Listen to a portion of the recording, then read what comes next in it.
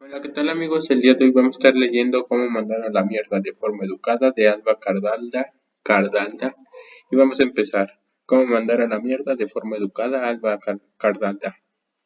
El Linty que estuvo a mi lado mientras escribía todas y cada una de estas páginas, a mi familia, amigos y compañeros por su apoyo incondicional. Introducción. Hace unos años viví en un pueblito de Bolivia donde trabajaba como psicóloga voluntaria en un orfanato. Habitualmente, además de mis labores como psicóloga, era la encargada de ir a comprar a la ciudad la comida para toda la semana. En una de las ocasiones en que me dirigí al mercado me encontré que la car- con que la carretera que siempre tomaba se encontraba cortada debido a las inundaciones que había dejado las lluvias torrenciales, y tuve que optar por ruta secundaria, que no conocía. No tenía ningún mapa ni señal de GPS, así que mi única manera de llegar a la ciudad era siguiendo las señales. Llevaba ya 20 minutos conduciendo bajo la intensa lluvia, cuando me percaté de que no había visto aún ninguna señal de tráfico ni indicaciones de alguna localidad, ni límites de velocidad, ni cruces de vías, ni stops, ni distancia hasta la ciudad. Ni siquiera las líneas de los carriles estaban señalizadas. Aquello parecía más una interminable pista de aterrizaje que una carretera. De repente, divisé un coche dirigiéndose hacia mí a toda velocidad, en sentido contrario. El pánico se apoderó de mí. Mi cuerpo entero se tensó y mis manos agarraron con fuerza el volante mientras lo hacía girar hacia mi derecha, para intentar no chocar con el vehículo, que venía de frente. Aún no sé cómo, pero nos esquivamos. Me detuve en la cuneta para calmar mis nervios, al tiempo que miles preguntaban, asaltaban mi mente. ¿Era yo quien estaba circulando en dirección contraria? ¿Había invadido yo el carril contrario o el otro coche había invadido el mío? ¿Dónde estaba mi salida? ¿Cuántos kilómetros me quedaban para llegar? ¿A qué velocidad podía circular? Estaba completamente confundida. Una carretera sin indicaciones es igual que una relación sin límites. Nadie sabe lo que está permitido y lo que no, o qué no esperar de los demás, o si los demás esperan algo de uno. No existen códigos sencillos que establezcan lo que está bien o mal. Tampoco puede saberse si uno respeta el espacio del otro, ni este sabe si respeta el de uno. Ni está claro dónde empieza y dónde termina la responsabilidad de cada individuo. Y así es altamente probable que ocurra un accidente. Del mismo modo que las señales de tráfico nos ayudan a conducir con seguridad para arribar sanos y salvos a nuestros destinos, los límites en las relaciones ejercen esa misma función: garantizar que los vínculos sean sanos y seguros para proteger la integridad de todos. Sin embargo, no nos han educado para que entendamos los límites de esa manera, sino que nos han criado en la creencia de que poner es un gesto egoísta y que cuando uno ama de verdad debe hacerlo incondicionalmente.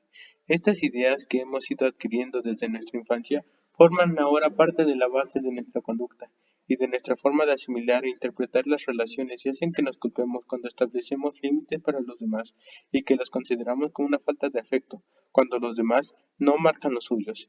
Esta interpretación errónea nos lleva a mantener relaciones tóxicas, dependientes o abusivas. Es decir, si cuando queremos decir no y ya nos sentimos libres de expresar nuestras necesidades y emociones, aún con las personas que más queremos, de la mano de esas creencias totalmente equivocadas sobre lo que son los límites, está la ausencia en educación emocional y en comunicación asertiva. Hoy en día en algunas escuelas ya están empezando a ofrecer educación emocional a los niños y las niñas desde una tierna edad, pero la mayoría de los que nacimos antes de los 2000 no recibimos ningún tipo de pautas para desarrollar herramientas que nos permitan identificar y poner nombre a nuestras emociones, darles valor y transmitirlas de forma empática y asertiva. Por ello, cuando ya somos adultos y queremos expresar cómo nos sentimos, decir no, a mostrar nuestra disconformidad, nos cuesta encontrar las palabras adecuadas. Jamás nos enseñaron a comunicarnos de una manera sincera y honesta, a la vez que respetuosa con las otras personas. No nos enseñaron de qué forma exteriorizar nuestro enfado sin atacar al otro, ni cómo podemos ser más elocuentes a la hora de manifestarle a otra persona nuestras necesidades. En consecuencia, solemos callar los que nos gustaría decir por qué no. Encontramos una manera asertiva de hacerlo. Nos decimos no tiene importancia o no quiero causar un conflicto o no me gustaría hacer enfadar a la otra persona. Es decir, nos autorreprimimos. Pero cuando nos reprimimos, lejos de reducir la intensidad de nuestras emociones, esta aumenta en nuestro interior y vamos acumulándola hasta que un día explotamos como un volcán y terminamos expresando de la peor forma. Es entonces cuando causamos daño y nuestras relaciones se deterioran. Tenemos derecho a establecer límites, pero no de cualquier modo. Saber hacerlo teniendo en cuenta las emociones de los demás y las nuestras propias con las palabras precisas y en el momento adecuado. Es clave para que tales límites sean sanos y nos ayuden a construir, no a destruir relaciones, tanto con los demás como con nosotros mismos. Para ello hace falta no solo ser asertivos, sino también conocer estrategias de comunicación afectiva y claves de comunicación no verbal que nos faciliten esta ardua tarea con eficacia y sin menoscabar nuestras relaciones. Pero empecemos por el principio. 1. Los límites que son y que no son. Todos nos transformamos si nos atreveríamos a ser lo que somos. Margaret Jursener. ¿Qué son los límites? Un límite se define como una línea real o simbólica que marca el fin de algo, ya sea material o no material, o la separación entre una cosa y otra. Indica un punto que no debe o no puede traspasarse. En el ámbito de la psicología hablamos de límites interpersonales y podríamos definirlos como las reglas y líneas que establecemos en nuestras relaciones y con nosotros mismos. Para que éstas sean sanas, existen diferentes tipos, como veremos a continuación. Por un lado, están los límites físicos, que se refiere al espacio personal y al contacto físico. Hay personas que se sienten cómodas con el contacto físico y son más cercanos cuando se relacionan con los demás. Tocan la mano o el brazo del otro mientras hablan, saludan con un brazo, les gusta expresar y recibir afecto por medio del contacto físico, y otras prefieren mantener más distancia. Saludan con un apretón de manos y se sienten invadidas cuando alguien se les acerca demasiado. Les incomoda que otros traten de mostrar afecto por medio de besos o tocándolas. En los límites físicos, además de las preferencias personales individuales, también juega un papel importante la cultura de cada país. Por ejemplo, las naciones del norte de Europa establecen unos límites físicos más distantes que las del sur. Por otro lado, los límites del espacio personal hacen referencia al espacio privado. Por ejemplo, nuestra habitación, nuestra mochila o los bolsillos de nuestro pantalón. Las agresiones físicas suponen el traspaso más grave de los límites físicos, pero también se traspasan aunque de forma más leve. Cuando alguien nos toca, más de lo que nosotros deseamos, invade nuestros espacios privados o hurga en nuestras pertenencias sin permiso. Existen también los límites emocionales relacionados con la forma, el momento, las personas y el contexto en que decidimos expresar nuestras emociones. Se transgreden cuando alguien nos manipula emocionalmente, nos juzga por exteriorizar nuestras emociones o las invalida. También se da una violación de nuestros límites emocionales cuando alguien se entromete en nuestras conversaciones afectivas. Por ejemplo, escuchándolas o leyendo mensajes o emails que intercambiamos con otras personas o indaga en lugares donde hemos podido plasmar nuestras emociones y pensamientos. Como un diario personal sin nuestro permiso, hablamos asimismo de límites sexuales. Estos tienen que ver con los aspectos afectivos, comunicativos y físicos implicados. En las relaciones sexuales, quebrantarlos nos implica únicamente el contacto físico sexual, no consentido, sino también comentarios lascivos y gestos obscenos o ejercer cualquier tipo de presión o manipulación para conseguir contacto sexual. Los límites temporales hacen referencia a cómo administramos nuestro tiempo para dedicárselo a las diferentes actividades de nuestra vida y a personas de nuestro entorno. Cuando alguien nos exige pasar con él o ella a tiempo del que deseamos o del previamente establecido para una actividad, por ejemplo en el trabajo, está violando nuestros límites temporales. Por último, los límites materiales aluden a la propiedad privada de objetos o bienes materiales. Tiene que ver con que decidimos hacer uno de ellos, cuáles queremos compartir y con quién. Cuando alguien nos roba o coge algo prestado sin nuestro permiso, los daña sin intención de reponerlo o nos presiona por utilizar nuestras pertenencias a él, está traspasando nuestros límites materiales. Algunos tipos de límites interpersonales son más difíciles de identificar y establecer que otros, nos cuesta menos marcar lo que podemos ver, como los materiales o los físicos que los que no podemos ver, por ejemplo, los emocionales. Por eso tenemos muy claro que nadie puede coger las llaves de nuestro coche y llevárselo como si nada, pero no tenemos tan claro que nadie puede manipular nuestros sentimientos para que hagamos lo que a esa persona le conviene. Del mismo modo, nos resulta más sencillo delimitar los límites que podemos cuantificar, por ejemplo, los temporales que los no cuantificables, entre ellos los sexuales. Nos sentimos con pleno derecho a mostrarnos molestos si alguien llega una hora más tarde de lo que habíamos acordado, pero no creemos igual lícito expresar nuestro enojo cuando nos han lanzado una mirada obscena. Por otro lado, las creencias que nos han inculcado a través de nuestra educación y cultura tampoco influyen en todos los tipos de límites. De la misma forma, por ejemplo, si se nos agrede físicamente, nos albergamos duda alguna de que tenemos derecho a intentar defendernos y no nos sentimos culpables por ello. Sin embargo, cuando alguien hiere nuestros sentimientos y daña nuestra integridad psicológica, nos invade la culpa al decirle que cambie su comportamiento. ¿Por qué? Si en ambos casos estamos intentando protegernos de un daño, la primera tarea que se nos plantea cuando queremos empezar a establecer límites es darle a todos los tipos la misma importancia. Veamos un ejemplo. Nunca se nos ocurrirá quitar la puerta de nuestra casa para que entrara todo aquel que quisiera cuando quisiera, ¿verdad? Al hacerlo correríamos el riesgo de que entraran a robarnos o hacernos daños y pondría en riesgo nuestra integridad y la de nuestra familia. Por eso, todos tenemos una puerta en nuestra casa que solo podemos abrir con una llave los que ahí vivimos y si alguien quiere entrar, tiene que tocar el timbre y entonces nosotros decidimos si lo dejamos o no pasar. De igual modo, en nuestros hogares hay otras puertas que delimitan las habitaciones de cada uno y de más espacios. A nadie le resulta ofensivo que cada individuo que vive en la casa tenga su espacio personal y mantenga la puerta abierta o cerrada a su voluntad. Tampoco nadie se molesta porque uno cierre la puerta del baño cuando hace uso de él, ni nos sentimos culpables por hacerlo.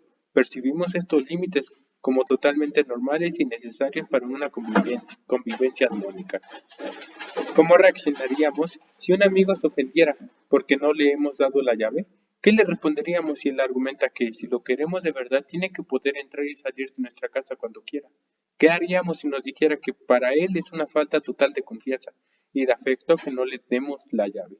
Probablemente nos sonaría a un auténtico disparate, y a no ser que reconociera pronto haber tenido un ataque de locura, daríamos por finalizada nuestra amistad con esta persona.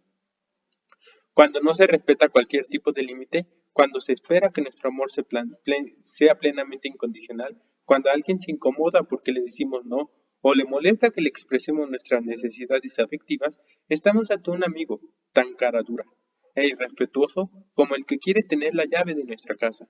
Ante el tal chantaje no podemos ceder por mucho, incluso que queramos a esa persona. Los límites, lejos de los que siempre nos han hecho creer, son un acto de amor hacia los demás, cuando expresamos claramente lo que queremos y necesitamos. No me gusta. ¿Por qué? Así porque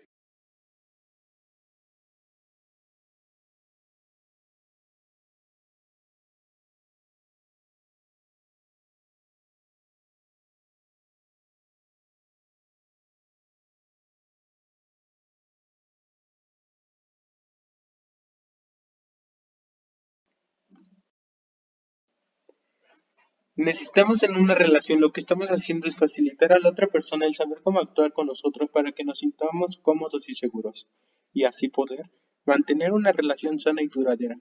Es una forma de decir cómo te quiero y te deseo que tengamos una relación larga y bonita. Quiero decirte lo que me hace sentir bien para que no tengas que estar adivinándolo sin querer hagas algo que nos haga daño y provoque que nos distanciemos. Del mismo modo, interesarnos por saber cuáles son los límites de la otra persona es una muestra de querer apostar por una relación lo más sana posible y hacerlo de forma que ella se sienta más segura. También constituye un acto de amor hacia uno mismo porque al establecerlos estamos escuchando y respetando nuestras necesidades y tratando de darnos eso y no menos en nuestras relaciones. Los límites son asimismo un acto de respeto. Primero para con el otro, ya que le decidimos que igual que yo te comunico mis límites y espero que los respetes, también quiero que compartas conmigo los tuyos y respetarlos. Y segundo, para con uno mismo, porque al valorar nuestros propios derechos y necesidades, procurando también que los demás los respeten, nos estamos honrando como personas.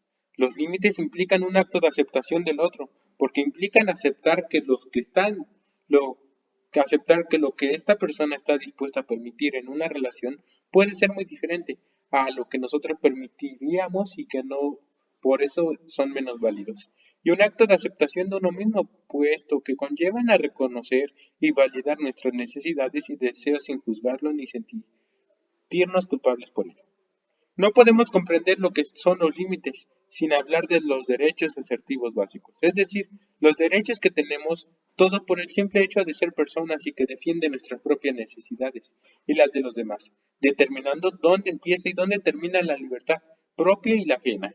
De acuerdo con ellos se establece el respeto y los códigos éticos y morales, a la vez que sobre estos se justifican los límites interpersonales que nos imponen a nosotros mismos y a los demás. Los derechos asertivos básicos son los siguientes: poder expresar nuestros sentimientos, emociones, pensamientos y necesidades, ser tratado con respeto y dignidad, manifestar desacuerdo, decir no, querer algo, no querer algo, cambiar de opinión, equivocarse, decidir sobre nuestra propia vida, nuestro cuerpo y nuestro tiempo, y tener nuestro propio orden de prioridades. Por supuesto, ejercer derechos conlleva asumir responsabilidades. En este caso, estos 10 derechos comportan únicamente una responsabilidad: respetarlos en todas las demás personas, a excepción de los últimos derechos asertivos. Los niños y las niñas también poseen los mismos derechos, siempre y cuando sus decisiones no atenten contra su integridad o las de otros.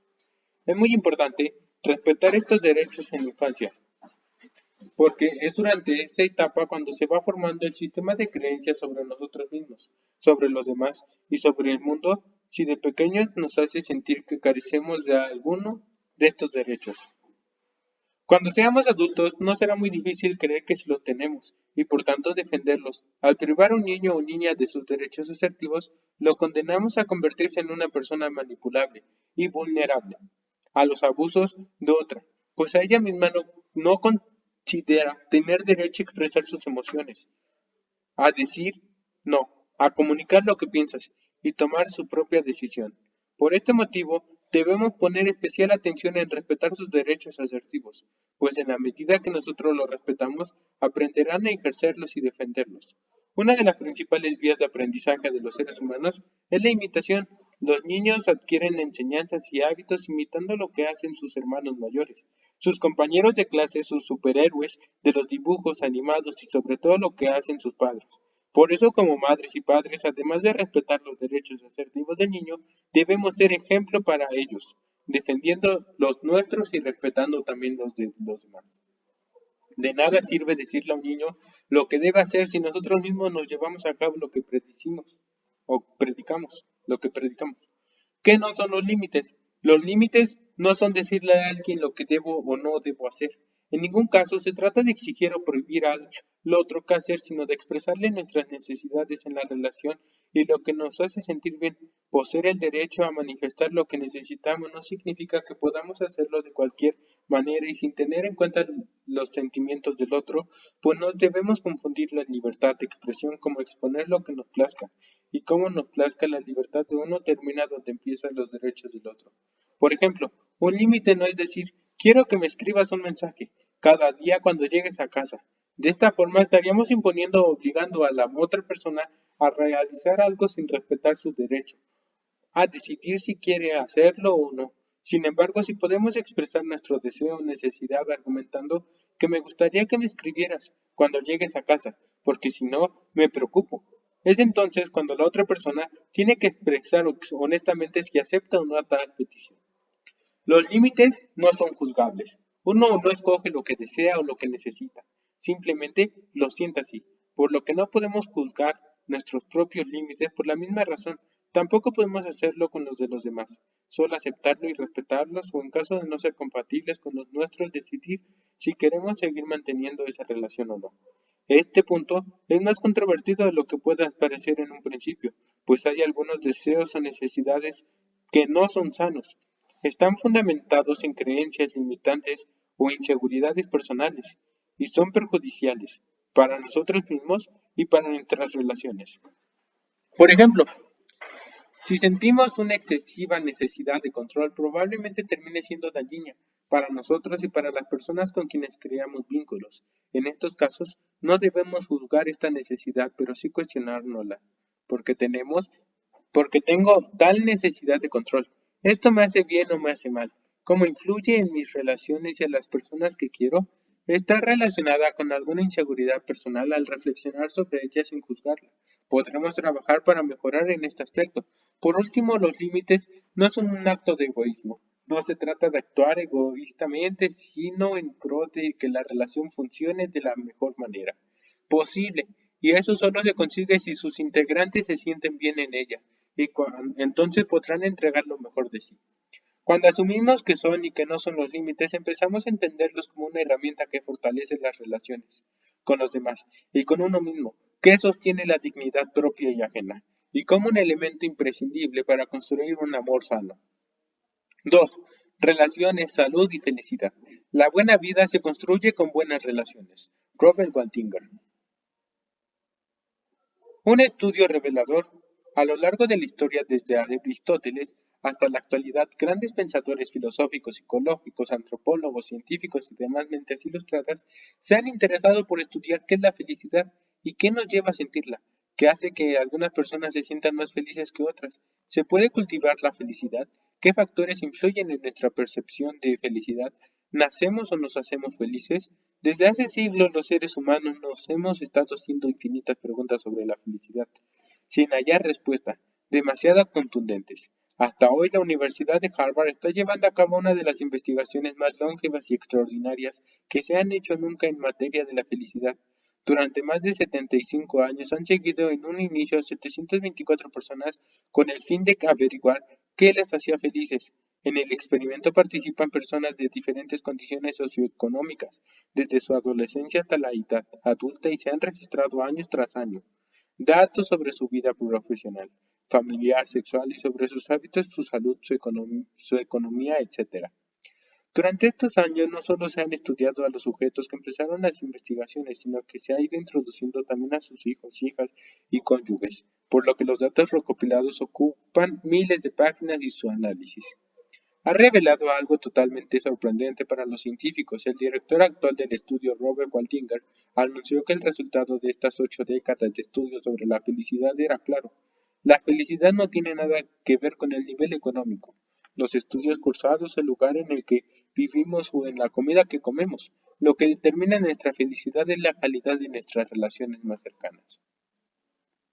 Esta conclusión causó sorpresa porque por primera vez se demostró a través de un método científico que la clave de nuestra felicidad está en la manera en la que nos relacionamos con los demás. Y no solo en eso, también se probó que era determinante en nuestra salud. George Vaillant, el psiquiatra que dirigió el experimento entre 1976 y 2004, publicó un libro sobre los factores que más influyen en nuestra salud mientras envejecemos. En él explica de qué manera nos afectan aspectos como la genética, el ejercicio físico, la alimentación, el abuso del alcohol y drogas, entre otros. Su tesis final muy contundente. La clave para un envejecimiento saludable son las relaciones y las relaciones. Descubrir que nuestras relaciones ejercen un impacto decisivo en nuestra salud y en nuestra longevidad fue uno de los hallazgos más asombrosos de la investigación. Se pudo comprobar que, por ejemplo, las personas de 50 años que vivían relaciones sanas y de calidad llegan a los 80 con una mejor salud y que las personas de la tercera edad con vínculos seguros presentan un menor deterioro cognitivo y físico y conservaban una buena memoria a largo plazo. Aquellas que no las mantenían. Por otro lado, también se dedujo que las relaciones plenas tenían un efecto positivo en el control del estrés y en la calidad del sueño, por lo que constituyen un importantísimo factor de prevención de múltiples enfermedades graves. Múltiples estudios posteriores han respaldado estas conclusiones, estudios que se han hecho desde diferentes disciplinas y han supuesto un antes y un después en la forma de entender y abordar la salud física, psíquica y emocional. Una obra de arte.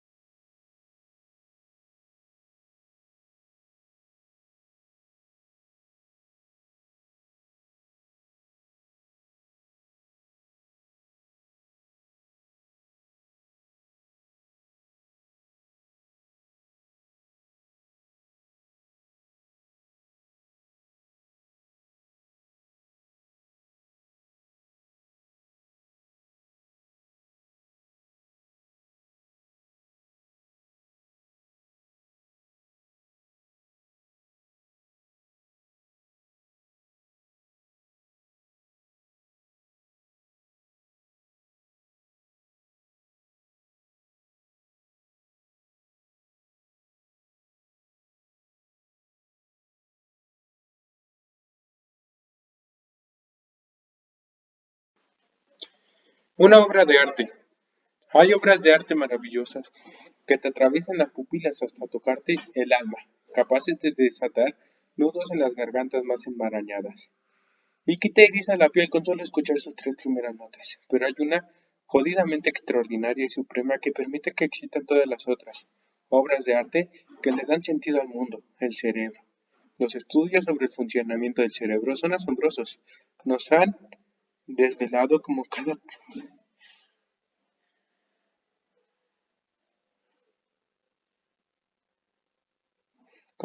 área, cada estructura, cada neurona, cada partícula atómica que forma parte de neuronas desempeñan una función específica en nuestro cerebro. Y eso es lo que hace a la naturaleza tan absolutamente admirable. Cuando nos emocionamos al escuchar una canción, cuando un olor nos transporta a la infancia, cuando nos enamoramos, cuando leemos una novela y cuando aprendemos algo nuevo, cuando nos levantamos de la cama y nos preparamos un café, todas y cada una de las pequeñas y grandes acciones que llevamos a cabo a lo largo de nuestra vida y todo lo que sentimos y pensamos ocurren gracias a que existan neuronas especializadas en procesar un tipo específico de información. Pongamos un ejemplo. Imaginemos que estamos en una comida familiar y uno de los comensales sentado al otro extremo de la mesa de repente nos grita, ahí va, cógela, y nos lanza algo por el aire. En los escasos segundos que dura el vuelo del objeto en cuestión de nuestro cerebro se activan miles de millones de neuronas de unas áreas concretas especializadas en percibir, analizar y reaccionar a lo que está a punto de ocurrir sin que ni siquiera seamos conscientes de ello. En el cerebro tenemos neuronas que forman parte del sistema de visión situadas en el lóbulo occipital, la parte posterior de la cabeza. Dentro de este sistema, unas neuronas concretas ejercen la función de analizar la superficie de un objeto, otras se encargan de detectar el color, otras la forma, otras el tamaño, otras la velocidad, otras la dirección del movimiento, y así en cuestión de milésimas de segundo, estos grupos neuronales especializados envían su información a otra área específica de neuronas, que la asimila e inmediatamente se activa nuestra memoria semántica, es decir, nuestra enciclopedia mental donde guardamos los datos de todos los objetos que conocemos y asocia la información que ha integrado proveniente del sistema visual con la palabra de nuestra enciclopedia que mejor encaje con ella. Entonces determina que el objeto que viene volando directamente hacia nosotros es una naranja y concretamente una naranja, no una manzana o una pelota o de tenis, sino una naranja.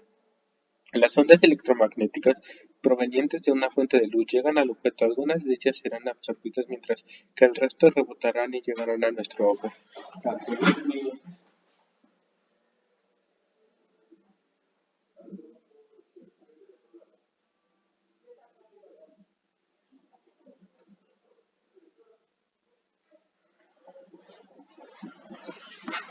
Las ondas luminosas llegan a la retina donde las células fotorreceptoras se activan y emiten señales eléctricas. Estas señales son simplificadas y enviadas al cerebro a través del nervio óptico. Finalmente llegan a la parte posterior del cerebro, la corteza visual primaria, donde la información es procesada. Lóbulo occipital. El lóbulo occipital dedicado a la visión computa toda la información en las siguientes áreas: exploración general, visión estereoscópica, profundidad y distancia, color, movimiento, determinación de la posición absoluta del objeto. Por si esto fuera poco, mientras procesamos toda esa información, nuestro lóbulo prefrontal toma la decisión de hacer un movimiento que nos permite esquivar el objeto y así que envía a las neuronas responsables del movimiento de la parte superior del cuerpo la orden de que los músculos del torso, los brazos y la cabeza se desplacen hacia un lado para evitar que la naranja impacte directamente en nuestra cara. A su vez, otra área cerebral, la de los actos reflejos, nos hace cerrar los ojos para protegerlos del posible impacto. Y esto no termina aquí, sino que además continúan activos otros miles de millones de neuronas que nos facultan mientras todo esto ocurre para respirar, bombear sangre, mantener el tono muscular, controlar los esfínteres y pestañear, hacer la digestión. Sí, además, mientras que esquivamos esa naranja, gritamos, ¿pero qué haces? En ese momento se movilizará a sí mismo el complejo sistema de lenguaje para intercambiar otro tanto de información entre áreas neuronales y hacer posible nuestra exclamación. Así de fascinante y complejo es el funcionamiento del cerebro. Como decíamos, esto ocurre en milésimas de segundo, de forma automática y constituye una de las funciones más básicas para nuestro cerebro. Solo cabe imaginar el intrincado mecanismo que se pone en marcha con actividades más difíciles como escribir, tocar un instrumento, planificar unas vacaciones o resolver un problema matemático. Volviendo a los estudios neurofisiológicos,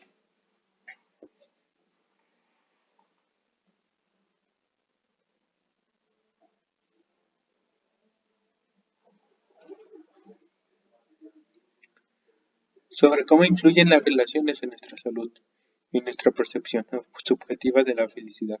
Algunos neurocientíficos han ido más allá para desvelar bajo qué mecanismos ocurre esto y nos han permitido entender de qué manera estas afectan en nuestro cerebro. Todos hemos podido comprobar que cuando alguien nos trata de forma hostil se experimentan sensaciones negativas y cuando recibimos un trato amable experimentamos sensaciones agradables. Estas sensaciones son lo que denominamos emociones y son generadas por el sistema límbico de nuestro cerebro, la principal estructura implicada en el procesamiento emocional en respuesta a un estímulo, en este caso las palabras o las conductas de la otra persona. Lo que hace que una emoción sea agradable, placentera o desagradable, dolorosa, es el tipo de hormona neurotransmisor que se libera en nuestro cerebro de reacción del estímulo. Cuando alguien nos trata de forma hostil, se producen una serie de cambios en nuestros niveles de neurotransmisores y hormonas, que hace que tengamos una sensación emocional desagradable y cuando alguien nos trata de forma amable provoca otro tipo de cambios químicos en nuestro cerebro que generan emociones agradables. Déjenme así ya acá. Cortisol, sistema inmunológico debilitado, ansiedad, depresión, dolores de cabeza, problemas nerviosos, problemas digestivos, altos niveles de glucosa en sangre, hipertensión. Cuando el cortisol está presente en nuestro cuerpo durante un largo tiempo se convierte en un potente factor de riesgo para nuestra salud, puesto que puede causar enfermedades cardíacas, aumento de la presión arterial, accidentes cerebrovasculares, dificultades para metabolizar las grasas, problemas digestivos, deterioro de la memoria, falta de concentración, ansiedad y depresión. Por tanto, rodearnos de personas que nos tratan o nos hablan mal supone un importante factor de riesgo para nuestra salud. Lo descubrimos de todos estos estudios no es un asunto de menor relevancia, pues llevamos años tratando de dar con la clave para mantener una vida saludable, alimentación, ejercicio físico, abstenerse de alcohol y drogas, y obviando por completo observar el efecto que tiene sobre nosotros una relación con personas que nos tratan de forma hostil, que resulta ser uno de los factores más decisivos. Conocer todas esas conclusiones científicas sobre el impacto de nuestras relaciones interpersonales nos permite replanteárnoslas con la profundidad que ahora más que nunca sabemos que merecen, y es inevitable que surjan preguntas que van enredándose con otras preguntas, y estas con otras y con otras, formando al final una gran telaraña de interrogantes. ¿Qué es una relación sana? ¿Puede una relación ser sana y dolorosa al mismo tiempo? ¿Puede una relación tóxica hacernos felices? ¿Qué hace una relación sea de calidad? ¿Cómo podemos mejorar los vínculos que tenemos? ¿Qué debemos hacer con aquellas relaciones que nos dañan? ¿Son los conflictos señal de un mal vínculo? ¿Es posible reformar una relación tóxica y convertirla en una sana? ¿Dónde está el equilibrio entre establecer límites y ser flexible para lograr una sana convivencia? ¿Cómo influye en una relación la manera de comunicarnos? ¿Cómo podemos expresar nuestro malestar sin hacer daño al otro? ¿Cuánta hostilidad podemos soportar antes de ponernos enfermos? La lista de preguntas es extensa y compleja, pero en los siguientes capítulos vamos a ir dándole respuesta. Bueno amigos, hasta aquí lo voy a dejar en el capítulo 3 porque está corto el otro. Pero aquí lo voy a dejar amigos, en el capítulo 3. Marco.